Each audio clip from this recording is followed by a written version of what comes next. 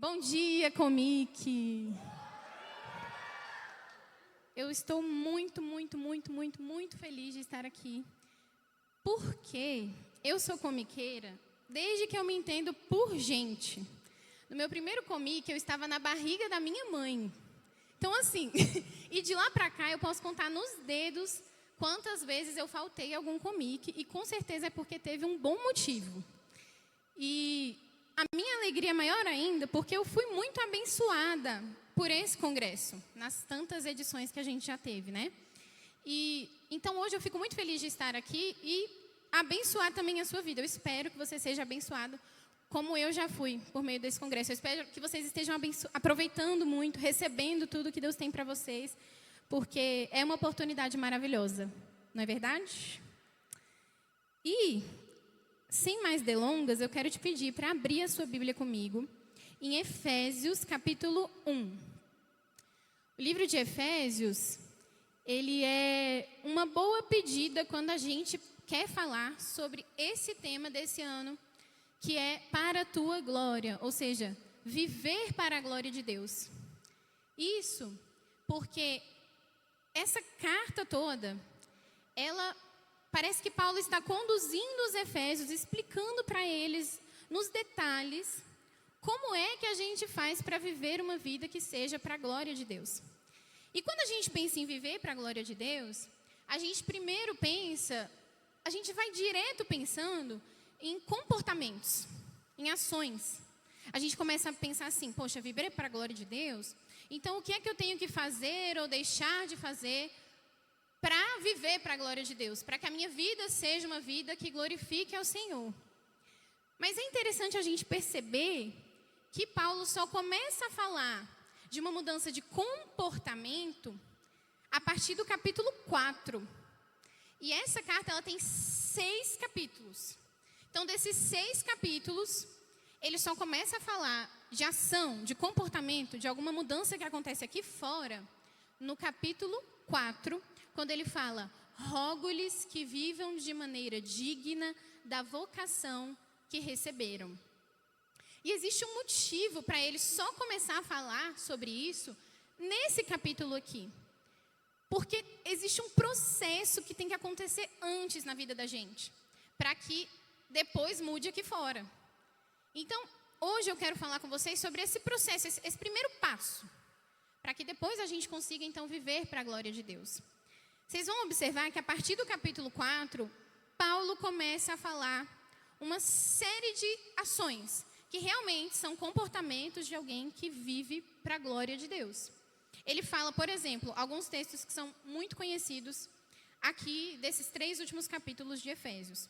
Ele fala sobre, primeiro, a unidade da igreja. Ele fala que nós temos que ser como um corpo, né? Que nós somos um corpo, que nós temos que ser amáveis, humildes, dóceis. Fala que nós temos que nos sujeitar uns aos outros em amor.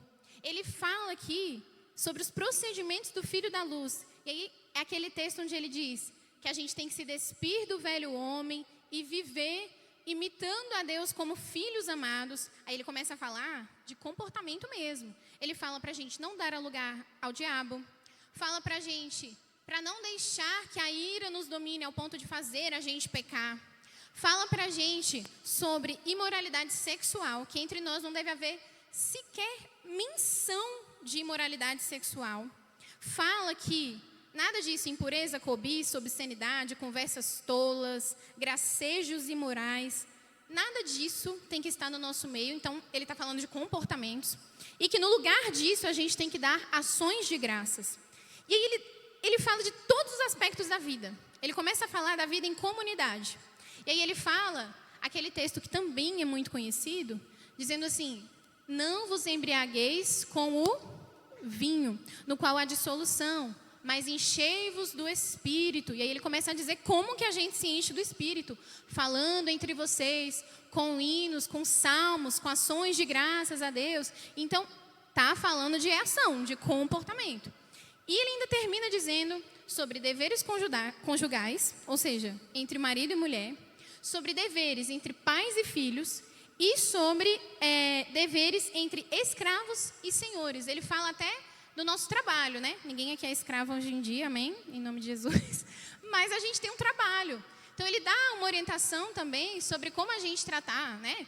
Nosso chefe ou nosso subordinado. Então, Paulo começa a dar orientações aqui sobre como viver para a glória de Deus em todos esses aspectos. Mas, lembrem-se que ele começou falando: rogo-lhes que vivam de maneira digna da vocação que receberam. E esse é o ponto. Que vocação é essa, né? A gente precisa antes saber que vocação foi essa, que chamado foi esse, que a gente recebeu de Deus, para que a gente viva de maneira digna desse chamado que a gente recebeu. Então, é por isso que a gente vai começar em Efésios capítulo 1. Porque não adianta eu chegar para vocês hoje, ou qualquer pregador aqui desse congresso, e falar: comecem a fazer isso que vocês vão viver para a glória de Deus. Parem de fazer aquilo outro, que assim vocês vão viver para a glória de Deus. Não vai adiantar. Antes tem que acontecer uma mudança, que começa aqui dentro, que vem de dentro para fora. Antes, a gente tem que entender o que é que Deus fez por nós, para que a gente viva então para a glória dele. Começa com ele. Foi ele que nos chamou. Ele tem uma vocação para nós, como povo de Deus. E hoje a gente vai conhecer essa vocação. Amém? Efésios capítulo 1, a partir do versículo 3, diz assim: bendito seja o Deus e Pai de nosso Senhor Jesus Cristo, que nos abençoou com todas as bênçãos espirituais nas regiões celestiais em Cristo Jesus. Só até aí por enquanto. Paulo está falando aqui de bênçãos espirituais. Mas aí, essa palavra, esse termo, às vezes, parece estranho, porque a gente está tão acostumado com bênçãos materiais, que a gente olha assim e fala: bênçãos espirituais? O que é isso? Ou então, a gente até pode começar a questionar, pensando assim: ué, mas eu queria, sei lá, eu preferia que ele me abençoasse com um celular do ano, um tênis de última geração aí, lançamento, ou uma casa boa, ou um namorado, uma namorada. A gente fala muito de bênçãos materiais e a gente quer muito essas bênçãos. Mas o problema é que essas bênçãos materiais, elas são passageiras, elas têm a ver com esse mundo aqui, que vai passar. Inclusive bênçãos de cura, por exemplo, vai passar. E essas bênçãos materiais, elas não nos transformam. Elas não nos fazem viver para a glória de Deus. Não são essas bênçãos que vão fazer com que alguma mudança aconteça na vida da gente. Deus até pode nos abençoar assim, mas Ele não está muito preocupado com essas bênçãos, essa é a verdade. Ele está mais preocupado em nos conceder as bênçãos espirituais. E é por isso que elas são tão preciosas, porque Deus sabe muito melhor do que a gente o que é o melhor de fato para a gente, não é verdade? Então, essas bênçãos, elas têm um poder transformador. São essas bênçãos aqui que vão fazer com que a gente saia desse congresso vivendo de maneira diferente. Com que a gente saia daqui, de fato, vivendo para a glória de Deus. Então, dê valor a essas bênçãos que a gente vai ver aqui hoje. Paulo está introduzindo aqui, dando só um início, uma introdução, explicando sobre bênçãos espirituais que nós já recebemos. Bendito seja o Deus e Pai de nosso Senhor Jesus Cristo, que nos abençoou no passado com todas as bênçãos espirituais. E aí ele fala que são bênçãos das regiões celestiais. O que significa isso? Bênçãos espirituais nas regiões celestiais não quer dizer bênção que a gente só vai receber lá no céu. A gente já recebeu, está dizendo aqui que Ele nos abençoou. São bênçãos do mundo espiritual, que está aqui acontecendo. Embora a gente não veja, embora a gente não possa tocar, mas existe e se relaciona com esse mundo natural que a gente enxerga, com esse mundo concreto. E está aqui no nosso meio, o mundo espiritual. Então são bênçãos que já nos foram concedidas e que estão acontecendo aqui e agora. Essas bênçãos, apesar de serem bênçãos do mundo espiritual, elas impactam no nosso viver natural. elas impactam em como a gente vive nesse mundo concreto aqui, com o nosso corpo de carne mesmo. Então, é muito importante a gente observar isso, porque não é nada que a gente ainda vai receber, é algo que Ele já nos deu.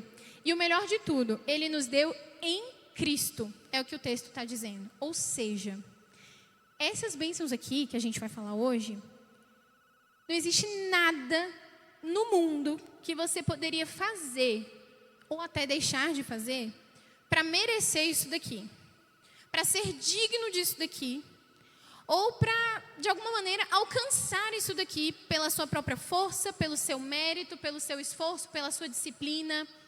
Nada disso poderia fazer com que você recebesse isso daqui de Deus. Você recebeu isso daqui que a gente vai ler de Deus, porque foi o propósito de Deus e a vontade de Deus. A gente vai ver isso nesse capítulo. Nos versículos 5, 9 e 11, Paulo deixa bem claro que Deus nos concedeu essas bênçãos aqui, porque foi o propósito dele e a vontade dele. E Paulo vai agrupar essas bênçãos em 3 grupos. Eu quero que você preste muita atenção nessa parte, porque são 3 grupos de bênçãos. E você vai ver que é uma ação de Deus em todas as suas formas. O Deus Trino te abençoando de maneira grandiosa, fazendo a maior obra que Ele poderia fazer na vida de alguém. Esses 3 grupos, na verdade, são um plano de Deus para nós. Primeiro a gente vai ver bênçãos que tem a ver com uma ação do Deus Pai. E aí tem 3 bênçãos que Ele nos concede. Depois, esse plano maravilhoso dele é executado por meio de 3 ações de Deus Filho, que são 3 bênçãos para nós, por meio de Jesus. E depois, para fechar o pacote, a gente tem o selo, o fechamento com o Espírito Santo também. 3 ações, 3 bênçãos que a gente recebe por ações do Espírito Santo. Então presta muita atenção nisso aqui, porque Deus te abençoou de uma forma completa. E no final de cada grupo dessas bênçãos, de cada um desses 3 grupos, Paulo termina dizendo que tudo isso foi feito a fim de que nós sejamos para a glória de Deus. A fim de que eu e você passemos então a viver para a glória de Deus. Então, essas bênçãos, sim, essas aqui têm o poder de nos transformar. Se você abrir o seu coração hoje, se colocar nessa posição de humildade, de alguém que só recebe, embora a gente não possa fazer nada para merecer, para ser digno, mas, Deus, eu quero receber isso daqui hoje para a minha vida, eu recebo. Se você entrar agora nesse texto aqui comigo, com esse coração, aí a mudança vai acontecer. Aí você vai conseguir viver para a glória de Deus. Amém? Então, vamos lá, vem comigo. Efésios, capítulo 1, versículo 3. A gente fez essa introdução. Mas nos versículos 4 a 6, nós vamos ver as bênçãos realizadas por Deus Pai. Fala assim comigo. Escolha, santidade e adoção. Escolha, santidade e adoção. Versículo 4. Porque Deus nos escolheu nele antes da criação do mundo, para sermos santos e irrepreensíveis em sua presença. Em amor, nos predestinou para sermos adotados como filhos, por meio de Jesus Cristo, conforme o bom propósito da sua vontade, para o louvor da sua gloriosa graça, a qual nos deu gratuitamente no amado. Só até aqui por enquanto. A gente falou aqui das 3 bênçãos realizadas por Deus Pai. É o começo desse plano, é o planejamento que Deus Pai fez antes da fundação do mundo. Talvez o que você tenha entendido sobre Deus até aqui, ou vivido sobre Deus até aqui, não sei, ou escutado sobre Deus, pode ser que você tenha percebido e entendido que Deus não se importa com você, que Deus não age sobre a sua vida. Mas o que esse texto aqui está dizendo para a gente é que Ele já agiu sobre as nossas vidas. O texto está dizendo que Ele nos escolheu nele antes da fundação do mundo. Ou seja, antes do mundo existir, Ele pensou em você e Ele escolheu você. Porque se você está aqui hoje, eu acredito que você faça parte desse povo aqui que foi escolhido por Deus. Isso quer dizer que ele já agiu na sua vida de maneira poderosa e completa, como a gente vai ver aqui hoje. Essa escolha de Deus, ela é, em alguns aspectos, um mistério para a gente. Porque a gente não consegue, e talvez nunca vai entender, só lá na glória, eu acho, o porquê dessa escolha. Ou seja, o critério. Quais foram os critérios que Deus usou para escolher a gente? Sinceramente. Porque eu olho e falo assim, Deus, por que eu? Como assim? Por que o Senhor me deu esse presente, esse privilégio de ter sido escolhida, da tua palavra chegar até mim e eu fazer parte desse povo? Que merecer, zero merecimento, zero dignidade para receber isso daqui. Isso aqui constrange a gente. A gente nunca vai entender o porquê. Mas só isso daqui, o fato de Deus, o Todo-Poderoso, o que criou todas as coisas, criou o universo, Ele que deve ter tanta coisa para equilibrar, né, para controlar no universo, Ele que fez tudo que existe, Ele que tem todo o poder, Ele que é Senhor dos senhores, Ele que é Rei dos reis. Esse Deus escolheu você, escolheu a mim, para fazer parte do povo dEle, para ser dEle. Qual a lógica? Não sei. Por quê? Qual foi o critério que Deus usou? Não sei, mas Ele nos escolheu. E isso deve gerar em nós uma alegria profunda, uma gratidão, assim, de verdade, genuína, que nos leva a viver para a glória de Deus. Essa escolha, ela não tem um porquê, a gente não sabe o porquê. Tem, mas a gente não sabe. Só que a gente consegue saber o para quê dessa escolha, o propósito dessa escolha de Deus. O que veio antes, o critério, não está claro, é um mistério de Deus, mas o propósito, o objetivo dessa escolha está aqui para a gente no texto, e é também a segunda bênção recebida por meio de Deus Pai. Porque o texto diz que Ele nos escolheu nele, antes da fundação do mundo, para sermos santos e irrepreensíveis em sua presença. A segunda bênção é a bênção da santidade. E aí, eu começo a ver umas carinhas assim desanimadas. Talvez você esteja pensando assim, tipo, santidade é uma bênção? Eu vou ter que abrir mão de um monte de coisa para ser santo, para viver uma vida santa. Não parece muito uma bênção. Porque eu vou abrir mão de prazeres, de coisas que eu gosto de fazer. Ou eu vou ter que começar a fazer coisa que hoje eu acho chata. E aí não parece uma bênção. Ou talvez você pense assim, poxa, mas o que eu queria mesmo de Deus era outra coisa, sabe? Era fazer a faculdade que eu quero. Era uma casa grande, assim, um futuro próspero financeiramente. O que eu queria mesmo de Deus era ter roupas melhores. O que eu queria mesmo de Deus era, tá sempre na moda. O que eu queria de Deus era o último celular da Apple. Gente, eu nem sei qual o número que está aí, de iPhone, alguém me fala. Eu quero o 16, o iPhone 16. Então, às vezes, a gente é tão movido por essas coisas, tão contaminado por esse mundo aqui, que o que a gente mais pede, mais espera de Deus, é só isso. Só futilidade, só coisa que vai passar, que vai ficar, que não nos transforma, que não dá propósito, que não faz sentido nas nossas vidas. Mas a santidade é uma bênção. E eu vou mostrar para você aqui, eu vou tentar te explicar isso. Porque veja, Deus é santo. E nós, enquanto escravizados pelo pecado, enquanto a gente está naquela humanidade caída, aquela humanidade contaminada pelo pecado, nós somos pecadores. E Deus, sendo santo, Ele não pode, Ele não consegue, a natureza dEle, Ele não consegue aceitar e conviver com o nosso pecado. Então, sem santidade, não tem vida com Deus, não tem relacionamento com Deus. A santidade nos aproxima de Deus. É por isso que a santidade é uma bênção. A Bíblia fala que sem santificação ninguém verá a Deus. Então, santidade é a maior bênção que você pode receber. Embora seja um processo. A santidade é um processo que acontece. Assim que a gente recebe Jesus, a gente começa a desenvolver santidade. Hoje pode parecer um absurdo. Hoje, talvez você nem queira tanto assim isso daqui. Mas vai chegar um momento que você vai querer muito. E você vai perceber o quanto faz bem para você uma vida de santidade. Você vai perceber o quanto você é abençoado já aqui nessa terra, nesse mundo, por uma vida de santidade. Porque viver no pecado significa morte. O que a Bíblia fala? O salário do pecado é a morte. Viver no pecado é só consequência negativa que você vai trazer para a sua vida.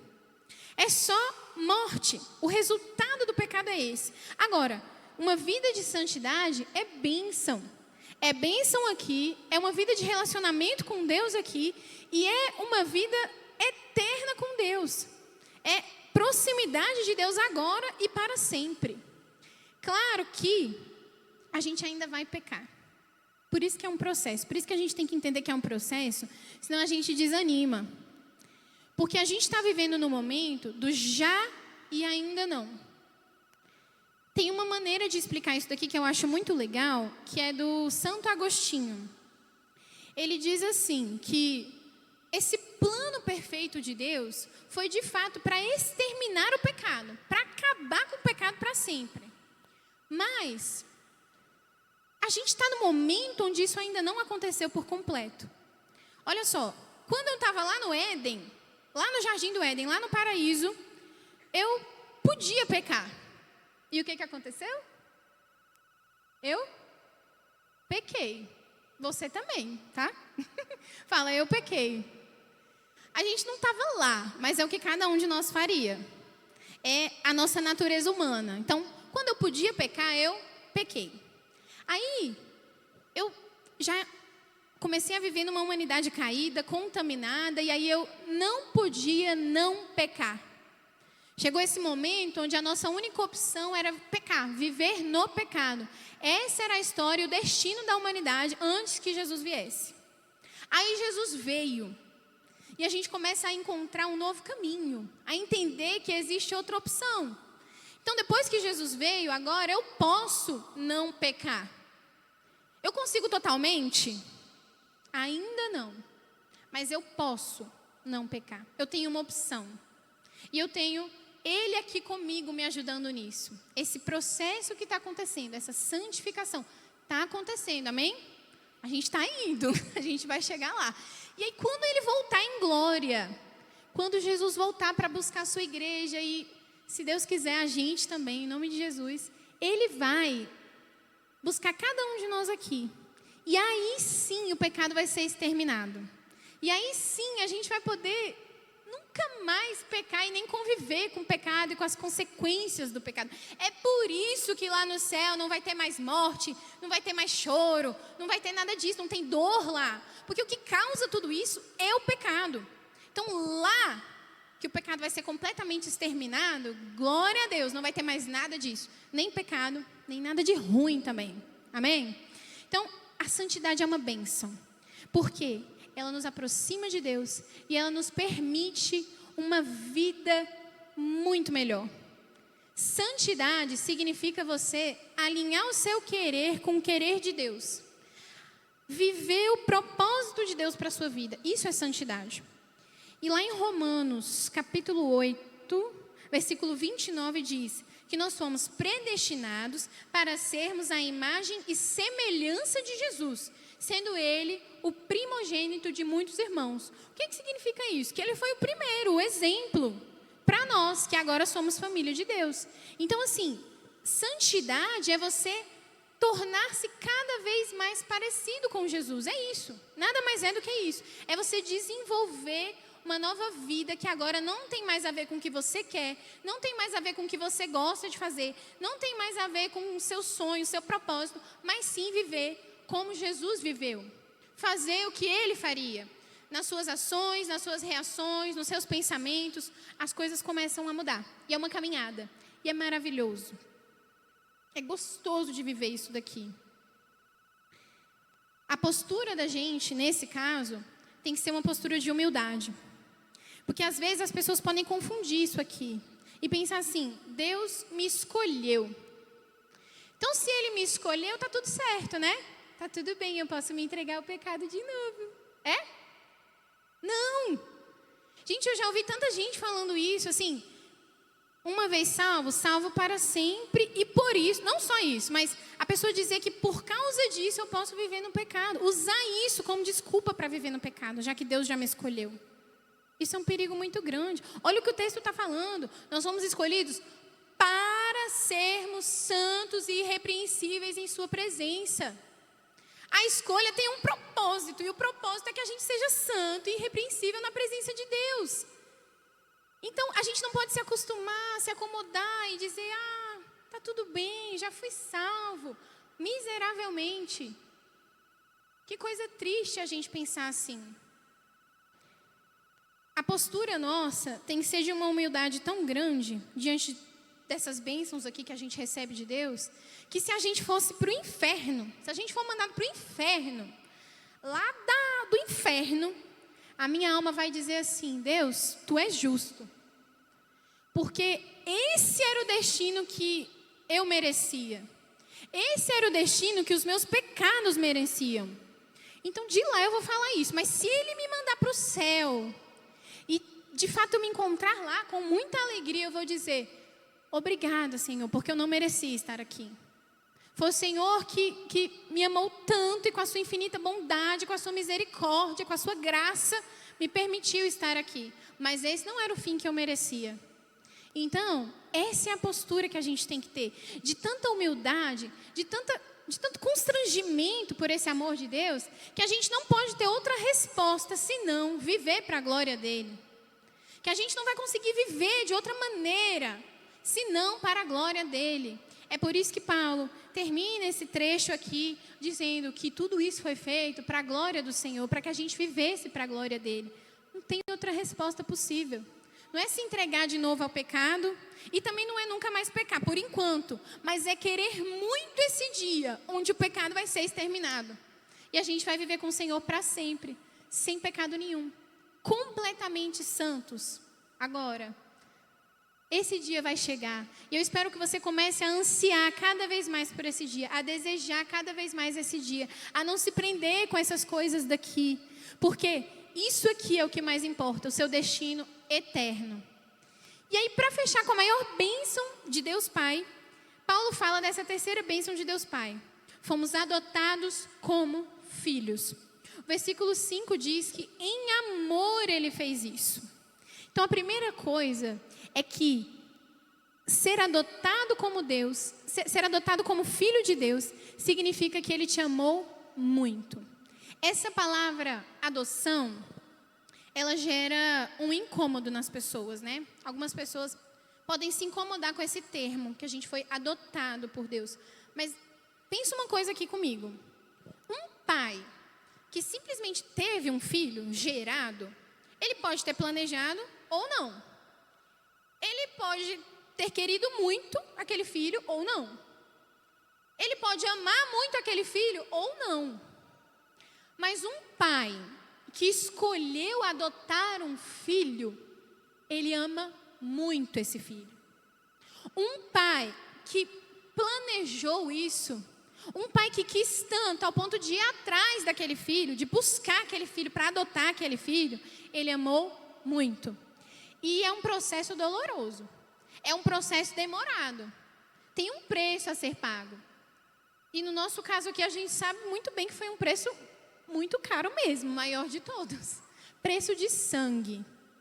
Então, não deixe esse termo te incomodar, não. Você foi adotado por Deus, você ser adotado por Deus, significa que Ele te amou muito. Que Ele te quis muito. E aí, como você não vai viver para esse Deus? Como é que você vai continuar vivendo para você mesmo? Não faz sentido. Ele te criou, você deu as costas para Ele, Ele foi lá de novo e te adotou. E falou, é meu, é para mim, não tem outro destino, você é meu. Como não viver para a glória desse Deus? Ser adotado por Deus significa ser amado. E significa não estar mais separado de Deus. Antes o seu destino seria condenação eterna, morte eterna, uma vida longe de Deus. Agora você é filho. Agora você tem acesso ao seu Pai. Então, é um presente muito grande isso daqui. E significa além disso, além de que Deus te amou muito, além de que agora você não está mais separado dele, significa que você é herdeiro. João 1,12 diz: aos que o receberam, aos que creram em seu nome, está falando de Jesus, deu-lhes o direito de se tornarem filhos de Deus. Essa palavra direito, ela já remete a algo que só os filhos têm, a uma herança. Assim, Gálatas 4,7, assim você já não é mais escravo, mas filho. E por ser filho, Deus também o tornou herdeiro. A herança de Jesus nós temos também. Sabe que herança é essa? O poder de Deus que agiu em Jesus para a ressurreição dele. Essa é a nossa herança. Esse mesmo capítulo que a gente leu agora, Efésios 1, versos 18 a 20, lá na frente um pouquinho, fala assim: oro também para que os olhos do coração de vocês sejam iluminados, a fim de que vocês conheçam a esperança para a qual Ele os chamou, as riquezas da gloriosa herança dele nos santos e a incomparável grandeza do seu poder para conosco, os que cremos, conforme a atuação da sua poderosa força. Esse poder ele exerceu em Cristo, ressuscitando-o dos mortos e fazendo-o assentar-se à direita, à sua direita, à direita de Deus, nas regiões celestiais. A herança que esse texto está dizendo aqui é poder de ressurreição, poder para a vida eterna. Esse poder de Deus e essa vida eterna é a herança que você tem nele, como filho, como filha dele. Essa herança é o que nos leva a viver para a glória dele. Você pertence a esse Deus, você é filho amado dele. Como não viver para ele? Você ganhou uma vida eterna com ele. Como não viver para esse Deus? E aí a gente entra, já começamos a falar um pouco de Jesus aqui, porque ele está para todo lado. Deus está planejando e já dando a brecha, dando a dica de que quem ia executar tudo isso era Jesus, o Deus Filho. Essa escolha foi feita lá atrás, antes do mundo existir. Nós fomos predestinados para ser escolhidos, fomos escolhidos para ser santos e predestinados para ser filhos. E tudo isso foi executado por Jesus. A gente vai ver como isso aconteceu nos próximos versículos. Versículos 7 até o 12. Fala das bênçãos realizadas pelo Deus Filho, por Jesus. Repete comigo também. Perdão, redenção e graça. Perdão, redenção e graça. Foi assim que Jesus nos abençoou. Versículo 7.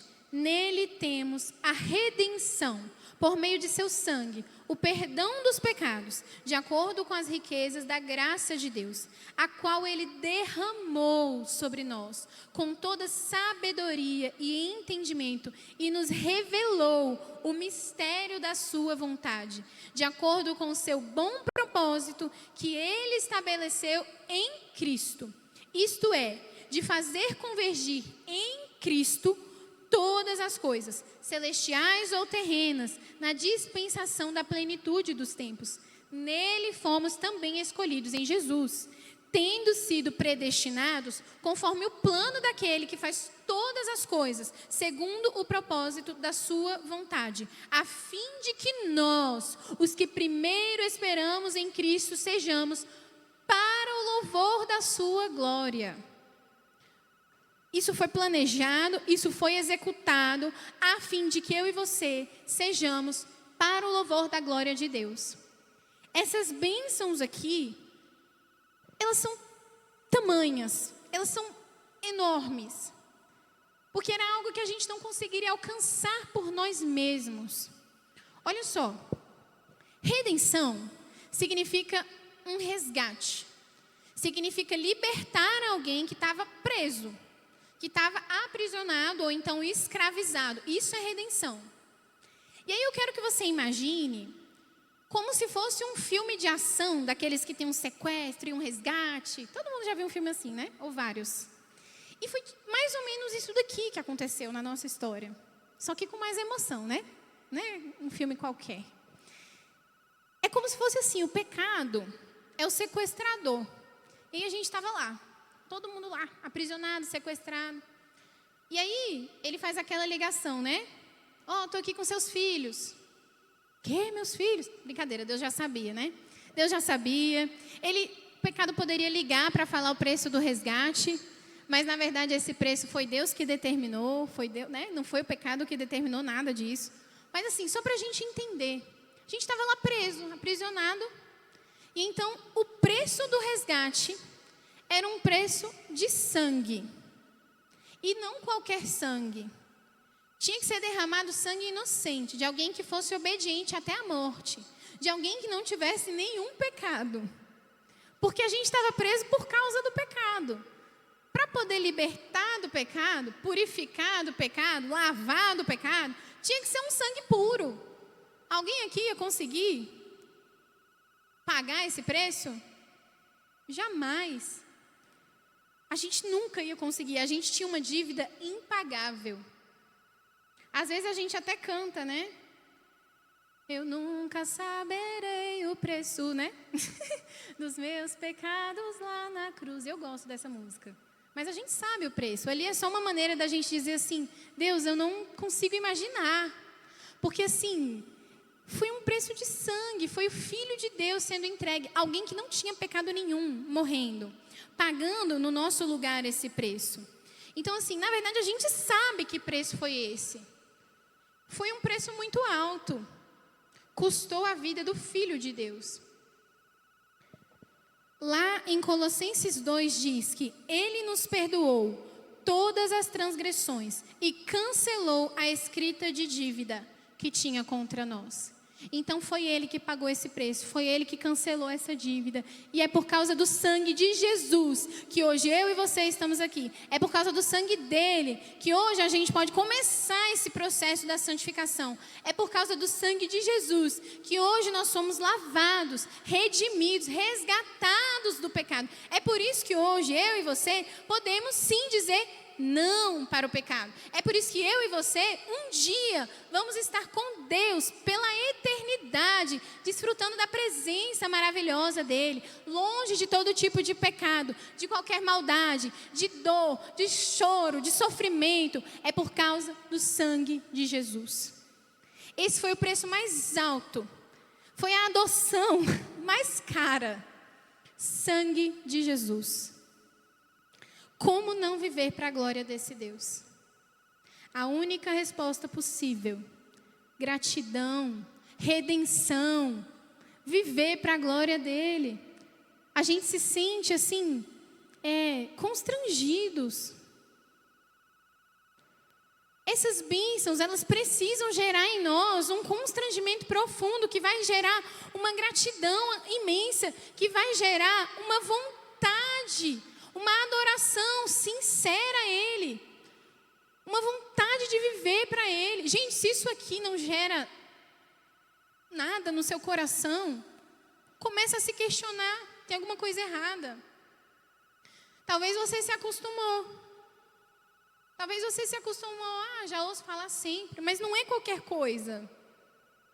É o sangue de Jesus que foi derramado, puro. A gente que tinha que morrer eternamente. Mas mesmo sem a gente merecer, porque Deus quis, porque foi o propósito dele, porque foi a vontade dele, Ele nos escolheu, Ele nos resgatou, Ele pagou esse preço para que a gente pudesse ser filhos. Amém? E para fechar com chave de ouro, vem o Espírito Santo. Versículos 13 e 14. Bênçãos realizadas pelo Espírito Santo. Fala comigo também. Promessa cumprida. Garantia da herança. Pertencimento. Sabe o que quer dizer a promessa cumprida? Versículo 13. Nele, quando vocês ouviram e creram, nele, está falando de Jesus, né? Estava falando de Jesus lá em cima, e aí o texto continua. Nele, quando vocês ouviram e creram na palavra da verdade, o evangelho que os salvou, vocês foram selados com o Espírito Santo da promessa, que é a garantia da nossa herança até a redenção daqueles que pertencem a Deus, para o louvor da sua glória. Está dizendo aqui que esse Espírito Santo que a gente recebe é o Espírito Santo da promessa. Lembra que quando Jesus ia subir aos céus, ele disse que a gente receberia um Consolador. Ele fez uma promessa para nós, de que ele estaria com a gente todos os dias até a consumação dos séculos. Essa promessa foi cumprida quando a gente recebeu o Espírito Santo. O Espírito de Deus vivendo em nós, dentro de nós. Isso aqui é uma bênção. Eu não consigo dizer qual que é maior, né, do que a outra, porque eu me empolgo. E eu falo, não, essa daqui é a maior bênção. Não, essa aqui é Deus vivendo dentro da gente. Deus vivendo dentro de você. A promessa foi cumprida. Ele habita em você. É Ele que te ajuda a essa vida santa, que faz você viver para a glória dEle. Amém? E Ele está aí em você. A partir do momento que você se converteu, recebeu Jesus como seu Salvador, reconheceu que não existe salvação fora de Jesus, você recebeu esse Espírito. Ele está aí. E Ele vai te ajudar nessa caminhada. A promessa foi cumprida. É uma prova de que Deus é fiel e cumpre suas promessas. Isso é o Espírito, que é uma garantia da nossa herança. O Espírito Santo é como se fosse um selo, assim, no meio da nossa testa. Um adesivo, assim, ó. Pá, filho de Deus. Pá, propriedade de Deus. Pá, salvo. É isso que significa você ter o Espírito Santo dentro de você. É a garantia de que você faz parte desse povo que foi escolhido e que vai herdar todas essas bênçãos aqui, que foram planejadas desde antes da fundação do mundo. O Espírito Santo de Deus é a garantia. Você faz parte desse povo, amém? Você tem o Espírito Santo dentro de você? Amém, a gente sente, a gente sabe. Ele se manifesta em nós. Então, você tem a garantia, amém? E para fechar, é o pertencimento. A terceira bênção concedida pelo Espírito Santo. Você pertence a Deus. É um selo de propriedade. Você é de Deus. Você não pertence mais a você mesmo. Você pertence a Deus. Você não pertence à sua família. Você não pertence ao seu trabalho. Você não pertence nem ao seu pastor, nem ao seu líder. Você pertence a Deus. O Espírito Santo é a prova disso. Amém? Coloque-se de pé no seu lugar.